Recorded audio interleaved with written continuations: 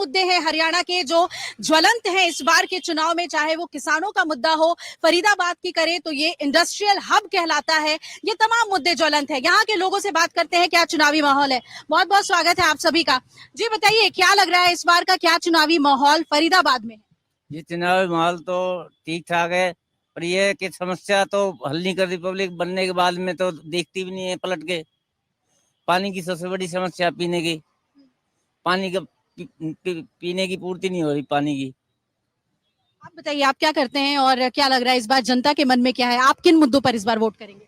मैं medical field से हूँ और मुद्दों पर बात की जाए तो नेताओं का हाल तो ये हो गया है कि अगर किसी को कर्जा लेते हैं तो हाथ जोड़ते हैं, कर्जा मांगते हैं तो गुर्राते हैं, पीछे हटते हैं और आंख दिखाते हैं। यही हाल अभी नेताओं का जब काम पड़ता है, वोटिंग होती है तो 10 बार आते हैं, लेकिन जब हमें जरूरत पड़ती है तो मुझे लगता है कि कैसा खास फर्क पड़ता है। तो एक तरफ मोदी की गारंटी, दूसरी तरफ राहुल गांधी की गरीबों के न्याय की बातें, तो ये वोटर्स के जहन में है क्या?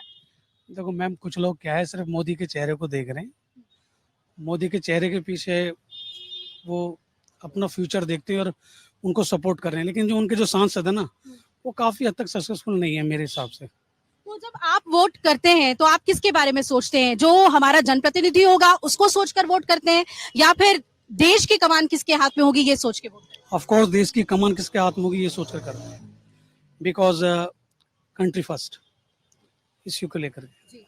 आप बताइए, आप किन मुद्दों पर वोट कीजिएगा? फरीदाबाद की अगर बात करें तो यहाँ के आम लोगों को कौन सी समस्याएं हैं जिस पर इस बार का मतदान होगा? मैम मेन तो काम धंधे की प्रॉब्लम है, बेरोजगारी है, और भी है, बिजली पानी, हर एक का मुद्दा ही है।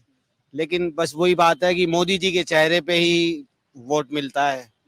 हमने तो आज तक कभी देखा नहीं कि हमारे यहाँ के सांसद साहब कभी यहाँ आए हो, किसी की प्रॉब्लम सॉल्व करी हो। आपके सांसद जी भी इस बार मोदी जी की तरह ही हैट्रिक लगाने के लिए उतरे हैं। जी बिल्कुल, हम उनको हैट्रिक अपनी तरफ से तो नहीं लगाने देंगे। हम तो महेंद्र प्रताप जी को सपोर्ट करेंगे इस बार।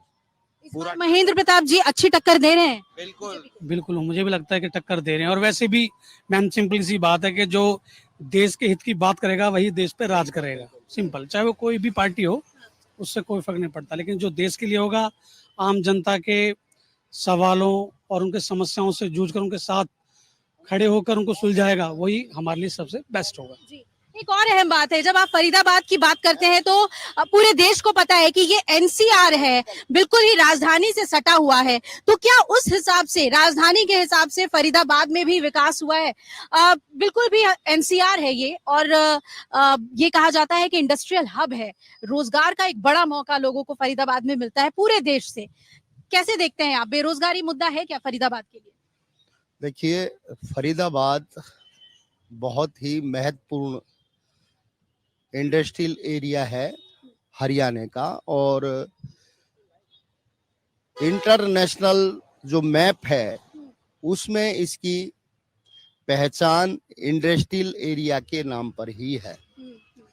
लेकिन आज अगर हम देखते हैं तो यहाँ इंडस्ट्री उजड़ चुकी। अगर आप ये वीडियो YouTube पर देख रहे हैं तो हमारे चैनल को सब्सक्राइब करें और बेल आइकन को दबाना ना भूलें। अगर आप Facebook पर ये वीडियो देख रहे हैं तो हमारे पेज को लाइक करें।